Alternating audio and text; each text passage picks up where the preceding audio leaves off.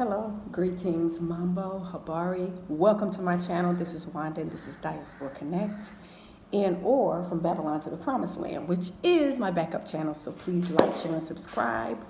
Babylon to the Promised Land is my backup channel. I'll put it in the description box so you can check it out. I don't have that many videos on there, but that's going to be more of a personal journey, personal spiritual journey. But this is a personal journey too, but it's more like a travel channel, business channel, Diaspora Connect. So my name is Wanda. Welcome to my channel. Thank you for subscribing. Welcome, welcome, welcome to all my faithful subscribers. Welcome to my new subscribers. Thank you for tuning in. I appreciate your viewership. Please like, share, and subscribe. Thumbs up. And please hit on the notification button so you'll be notified whenever I upload a video. And if I go live, I need to do it live as well. But I decided to do this video because I wanted to discuss something that was on my mind and my heart. This is all about life living in Africa, all about life living in Dar es Salaam, Tanzania. I have been in Dar es Salaam, Tanzania for 2 years. I left America in 2020, and now I have been here living in Dar es Salaam for 2 years. It has been a wonderful experience, peaceful. I love it here. It's beautiful. But there are some issues that we have experienced as diaspora living and being here. The main issues I see is the immigration issues, and that it's difficult as a diaspora living in the West to repatriate back to Africa without going through all these immigration. Every country has its own immigration laws and issues and rules. So we have to kind of leave and jump through hoops and spend a lot of money to get residency permits, citizenships and residencies and all that stuff, passports. So it's a journey, and we have to be patient, of course, because the laws were put in place a long time ago.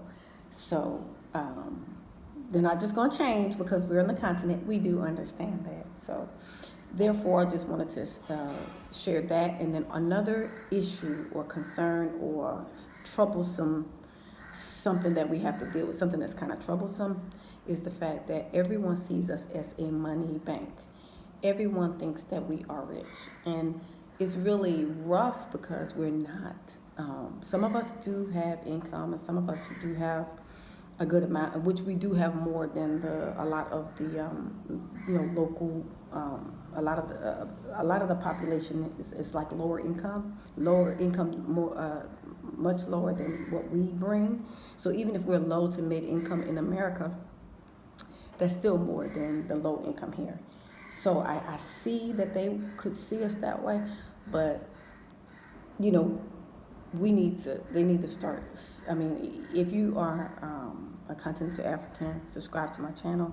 If you know me, or if you know any diaspora, get the word out and help us to break that misconception that we are rich and we always have money. We don't. We go broke too. We down to our last shillings as well. We don't have a lot of food sometimes as well. So a lot of times we do come over here with savings or monies for certain things that we know we need, as far as rent for like 6 months to a year, and we need furniture. We may move into an unfurnished place, and we need to have money to buy furniture and all that, to eat and to leave the country. So we do have some funds for certain things, but it's allocated for those things. We don't have it just to splurge. We don't have it just to give away. And it's disturbing when we're overcharged for everything because we are foreigners and we speak English. It's like a fight, a struggle to get the local price or to get a fair price. Sometimes it's a constant struggle. I don't care how long you've been on the continent, you have experienced it. I have been here 2 years, and I still get overcharged. There are local fruit stands and vegetable stands that I go to. I've been going for over a year. This is a perfect example. I've been going for over a year to get like bread or fruit, and then all of a sudden I go and it's 1,000 shillings more than what I normally pay. And I'm asking the sister, I'm like, Dada, what's happening? No, it's this price. Like, they look me right in the eye and tell me, no, it's this price. So I'm like, okay. But I know it was increased because of me. Also, it's just, it's like, why? Like, we've been here so long, and I've been coming here so long, over a year, and now you just raised my price. And so it's kind of disturbing because, you know, sometimes, like I said, we get down to the wire with our finances. Like me, I live on a tight budget, and I do have a budget. One of my friends told me that the locals' budget is not our budget. So when we say budget, I don't have it in my budget, or I can't afford that. They don't believe us because some of them don't even have a budget. So it's like, okay, you got a budget, you got money, you know. So that's something that I wanted to just share with you in this video, my experience of being overcharged even after I've been living here for 2 years. I mean, even with Bajaji rides, you know, they always trying to, if I don't know the price, I'll get overcharged. And it's just like, I'm like, kaka, you know, and I say it in, you know, Swahili, because from the grocery store to my house, it should be no more than 2,000 shillings. Billy. Say Billy. They say, oh no, El Tatu, 3. And I said, no, Billy. I'm like, I got to debate with them about charging me the correct price. So it could bother you some days. Some days are better than others. Some days I'm like, you know, I'm all right with going back and forth. But then some days I'm like, really, Kaka? Come on now, come on. You know, it's a little frustrating, especially when you're on a budget or you're down to the wire with your finances. So for me, I don't get a monthly paycheck like some people do, and they can budget their money and they can say, you know, oh, I'm working, and at the end of the week I'll get this amount, or in 2 weeks I'll get this amount, or for the month I get this amount. I never know from day to day what my income is going to be like, because I do consultations and referrals and this and that. So money's constant. It comes in streams of income, but it comes in sporadically. It doesn't come in consistently.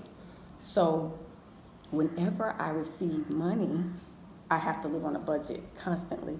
But the great and wonderful thing is the fact that when I first moved here and I moved in my place, I bought everything I needed because I had the money at the time. I had savings and all that. So I brought everything I needed: bed, couch, table, stove, like it was unfurnished. So I filled the place up with everything I needed. So now that I don't have it, it's like I still have, I live comfortably because I have everything I need.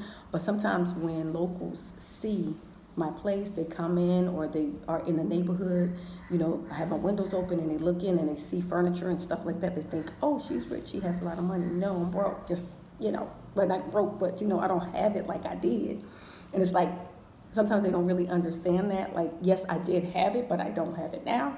Just because we have it does not mean that it won't run out, you know. So that's something that I wanted to just share with you. If you are a diaspora and deciding to come to Africa, or you want to repatriate somewhere on the continent, whether it's Zambia, Ghana, Kenya, Nigeria, South Africa, but, you know, whatever country, a lot of times you will still be seen as a foreigner, and sometimes you may get that higher price even if you speak English, because you're a foreigner, and they think you have money, and they think you're a money bank, you think you're rich.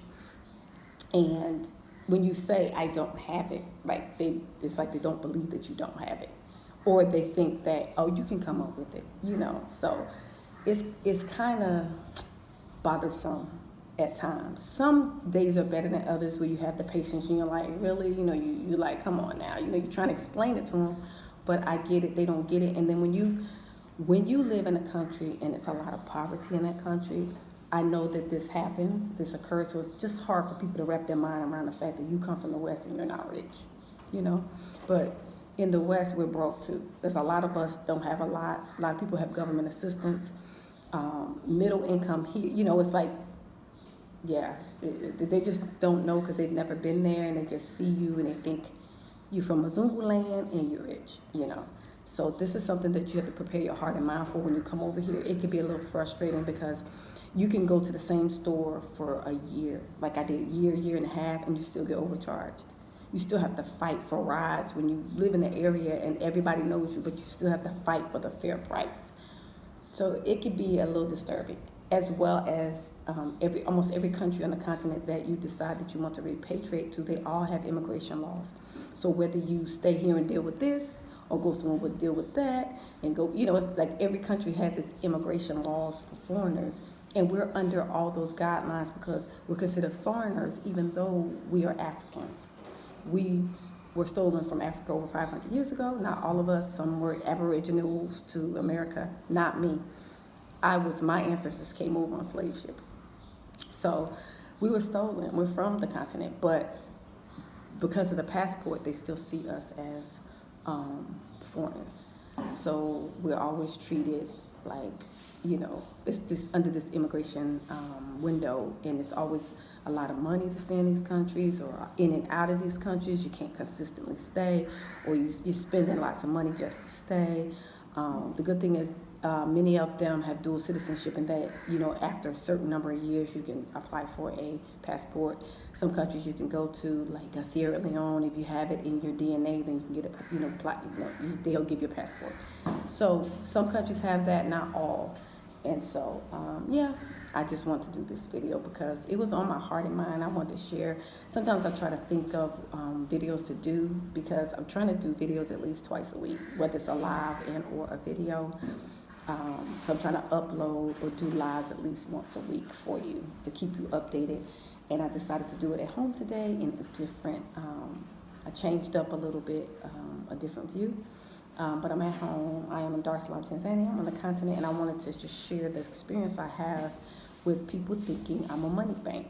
So if they give me a price, or if they say I need this or that, if I have a computer issue, need headphones or cords, and I go get a price, and they're like, it's a certain amount, and I'm like, okay, I have to wait until I get the money. And it's they look at me like, oh, you don't have the money, and I'm like, no, I don't have money all the time. I have to get prices for things that I need, and then when I get the money, I have to budget it in. So this is what a lot of us have to do when we live here. This is not just a vacation. You're not just visiting. You're actually living here. You have to budget the fact that you have to leave the country, or if you got those permits, then you can, whatever permit, whether it's a work permit or residency, citizenship, whatever, you plan accordingly for other stuff that you may need. For travel, some of us like to travel every couple of months, so plan for that. And all that costs money. And we're not rich here. A lot of us, we work online, we make little, or everybody's not retired. Everybody does not get a check. I'm close to it, but not yet. I have a couple of years to go, so for early retirement. But yeah, I just wanted to do this video and tune into you. Thank you for tuning into my channel. Come to you actually so you can see my face. But thank you for tuning into my channel. This is Diaspora Connect. This is Wanda.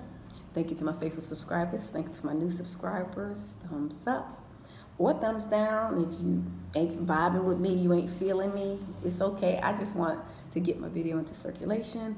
Still not monetized yet, y'all. Now my watch time is like going down. It was like up, and then every time it gets close to 4,000, it goes back down. So I'm not sure what you is doing, but I'm gonna still keep the videos coming. I'm gonna keep sharing content with you. If you are interested, I gotta plug the Zambian project. If you're interested in visiting Zambia and or trying to repatriate there's an organization that is there to assist you. The diaspora is called Gobidia, the Gathering of the Bantu and Diaspora Israelites in Africa. If you are interested, email me at diasporaconnect0@gmail.com, diasporaconnect0@gmail.com, and I will connect you to the leaders within the organization, because I'm actually one of the leaders as well, but I will drop you in the Telegram group. We have a Telegram group. We share information. 3 chiefs has given land under the organization for us, diaspora, but you do have to be a paid member to be privy to select free land and to get work permits, residencies, assistance with those things, because the organization is going to assist you with those things. So if you're interested in that, hit me up. They still have immigration issues there also. Yes, the organization is assisting us to make the process smoother, but they are working through kinks with the organization, with the immigration office as well, to set up something specifically for Gobidia. So they're still working things out. So the good thing for me is that I'm going to go back and forth. So I'm going to go to Zambia to build on my land, but I'll probably stay here in Tanzania. So, because I have a business here. So I'll be doing both. I'll do business here and build up my business here, and then I'll go over to Zambia and build on my land. I have a land and building project. I have a GoFundMe that I will put in the description box if you are interested in helping me with my land and building project. I take donations. I would appreciate it. But I'm going to build, it's a land and building project, so I have a plot there that I'm going to build a house on, and I'll probably have some, vegetables, fruit, a little garden there. And so it's free land. So I'm going to accept it through the organization. Of course, you have to be a member, and then you start building. You clear your land and you can start building, but you have to go visit physically and select your plots. So nothing is being done online, so you have to join and be a member and schedule a visit to Zambia, okay?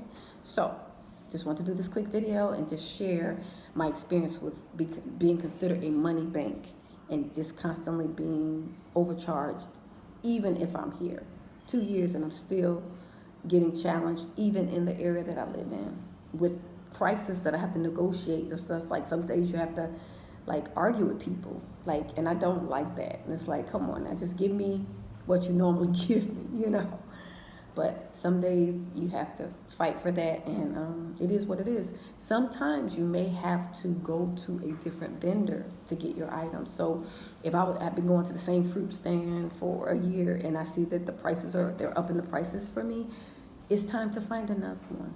And it's time to let them see. This is what I do. I let them see me go to another one. So not just find another one, but I let them see me walk past them to another one, because I want them to know that you lost my business because you continue to want to overcharge me.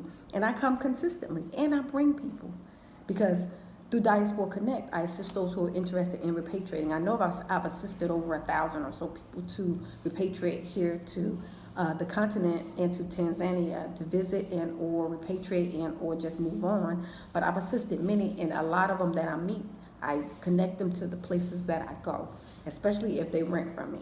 I had a couple of people that rented my extra room from me, and I take them to the fruit stands and the different places that I go to purchase things. So I'm bringing money to them.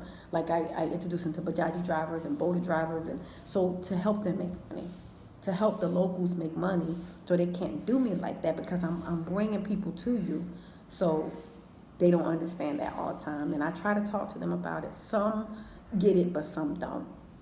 So it's my experience. I think I had an issue this week, and it kind of disturbed me. So that's why it crossed my mind to do a video about it. So if you do come, plan and understand that you experienced this. Be calm about it. No need to argue. You can always go somewhere else. You spend your money where you choose to spend your money. So that's not a big deal, but you can try to explain it to them if they understand English, because a lot of them don't. So, nothing you can really do about it but negotiate the best price and move on. If one person is not charging you a fair price, you might have to walk a little further, spend a little bit more money for transportation to go a little bit further to get the right price. So it's just something that we have to deal with here living on the continent. And it doesn't matter, from experience and from what people have told me in other countries, it happens everywhere. You can get scammed everywhere. You can get overcharged everywhere. That could happen in the West as well, but I've never been really done like that, that I know of in the West. Not that it won't happen. I'm sure those cars and all those cars I've purchased and all that, they probably charge me the extra interest rates. You know how they do it for stuff, for loans, extra interest rates, so you still get overcharged, So everywhere we go, we just get overcharged because we are special. We are the special chosen of the Most High Yah, so Nini Na Nini, Tata and Zambi, Yahweh, Baba, the Father. We're special, and we just get overcharged for everything. But it's okay. He has provided a way out for us, and so this is a great opportunity for you to at least come visit and or repatriate to the continent. There are 54 countries. There are several to pick from. If one country is not right for you, just go visit different countries until you find that perfect fit, as well as the immigration laws lining up with what you can afford and how you want to move in that country. So, but yeah, just wanted to do this quick video, and thank you for tuning in. Thank you for your subscription, thumbs up. Please like, share, and subscribe. If you know anyone that's interested in repatriating back to the continent of Africa, to Tanzania and or Zambia, I do travel consultations, 35 USD per hour.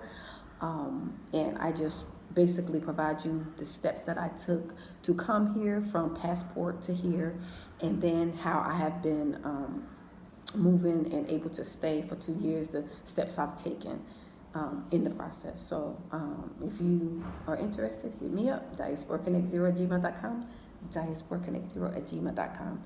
Thank you so much for tuning in, and I'm going to do another video in the next couple of days or live. I just have to think about what I want to discuss with you. It's hard to think of topics, but I think this was a good topic. Most people know this because in the YouTube community, many people do videos about the overcharging and all that, but I just wanted to do one just for my personal experience, something that I experienced this week. It disturbed me, y'all.